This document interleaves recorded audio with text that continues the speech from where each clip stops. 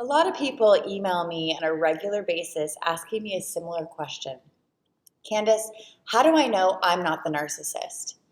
How do I know I'm codependent? How do I know I'm the love addict? How do I know I'm the highly sensitive one, the empath? How do I know I'm not the narcissist if I have some narcissistic qualities? I'm going to explain that in this video.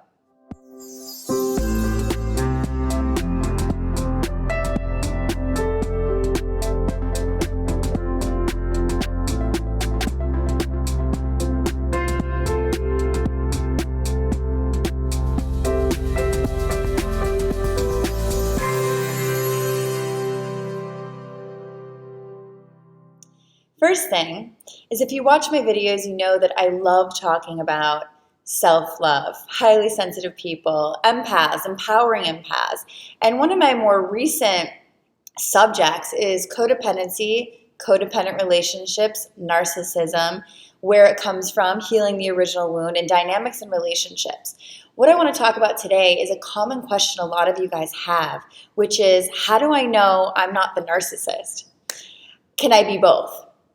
This is huge. And in my experience, in my opinion, and what I know is that if you're asking if you're actually a narcissist, the answer is no. Narcissists actually don't ever think they're narcissists. And if they do, it's because they've mentalized the idea, because they've heard it so much, because they've gone into some type of recovery, which is true. You can be in recovery as a narcissist. Everyone asks me, is it possible for a narcissist to heal?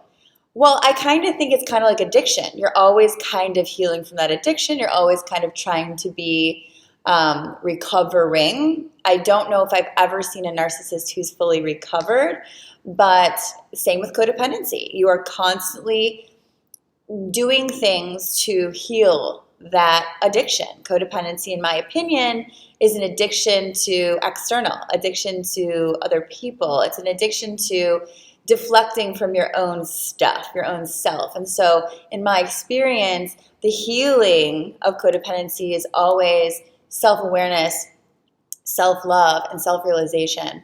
It's really taking the focus back on your true self and really being authentic and honest with how you feel and how you live. Codependency and narcissism have a same dynamic. I always say it's the same wound, reflected opposite, which is a deflection from true self, living an idealized version of who you are, false self. So even though they're totally different ends of the spectrum, and there's a huge spectrum with it, they share the same wound. And my work is to do wound healing. So both benefit from that work, but you're not both. You can be a narcissist that's codependent as well, or a codependent who has, I guess, more covert narcissism. But you're not a full-blown narcissist if you're coming to me and asking me, are you sure I'm not the narcissist?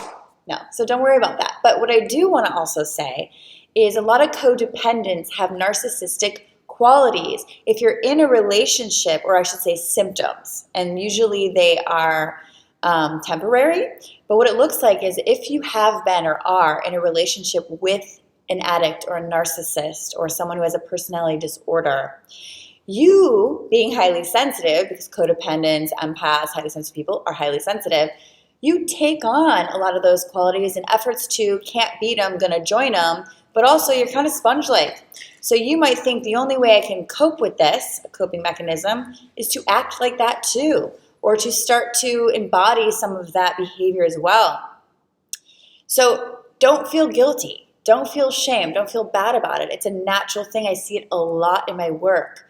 The other thing is codependents, or highly sensitive people who aren't fully empowered yet, empaths who aren't fully empowered yet or fully healed back to self yet, can tend to take on symptoms of control, perfectionism, these things that almost make that false self or that idealized version of self seem very idealistic, seem very image-based because it's safer, seem very perfectionistic because it feels safer to do that than to be who you truly are. And the steps to really work on that, as I always say, is get real about how you feel so you can heal. You have to get real about how you feel so you can heal. You have to say, you know what? I'm in a cycle of perfectionism. You know what? I feel like I'm acting kind of narcissistic. Why am I doing that? What is that covering for me? What emotion is it I'm afraid to feel? What sense of low self-esteem or insecurity am I afraid of? Why do I have to control it out there? Can I not control my own emotion? Why do I have to control the conditions? Do I need a condition to be a certain way so I can feel a certain way? Or can I start to step into feeling unconditionally, meaning I'm going to feel awesome, whether I lose that job or I lose that relationship, whether I get $1 million, I'm still going to feel the same because that's who I truly am. That's my true self. I have a new program I'm launching called Emotional Rehab. This is what we're focused on. You can check the links below. It is all about healing these behaviors and patterns, understanding where they come from so you can heal your patterns in your relationships. And what also people don't understand is if you're attracting narcissists or addicts or people who are dysfunctional emotionally and also running from self, if you're attracting that, I hate to say, but it is a mirror to the part of yourself you're not looking at. So often we put these parts of our emotional lives in the shadow, meaning I can't look at that because that means I'm bad. I can't look at that. That's a part of me that was originally rejected, the original wound, was abandoned, wasn't enough, didn't fit into society, didn't fit into my family, didn't fit in my own idealism. When we can look at those shadows, and you should watch my video if you haven't already called The Dark Side of Being a Light Worker, explains it all. If you can take those parts of yourself that you're afraid to look at, which is why you deflect to paying attention and putting all of your energy and time into another person or looking at other people for validation, we're looking for that part of ourselves that never got what we needed. It never got our needs met. And so what we have to understand after having enough experiences that are painful in relationships or in life is it's time to really look at that and trust yourself that you can handle it, and trust yourself that even if it's not immediately, you will eventually love it back to integration, wholeness. Right now we're fragmented. If we have anything in our shadow, it's fragmented. It means we've split in some way. We're not totally feeling or knowing that who we truly are and how we were born is perfect for our purpose. And a lot of people ask me, how do I find my purpose? I want to do work like you. I want to do purpose work. The way you find your purpose is by integrating all parts of self so you can be what you came here to be. When you're fragmented, you have belief systems about who you really are, so you don't allow yourself to stand into that light and stand into that purpose and stand into that service.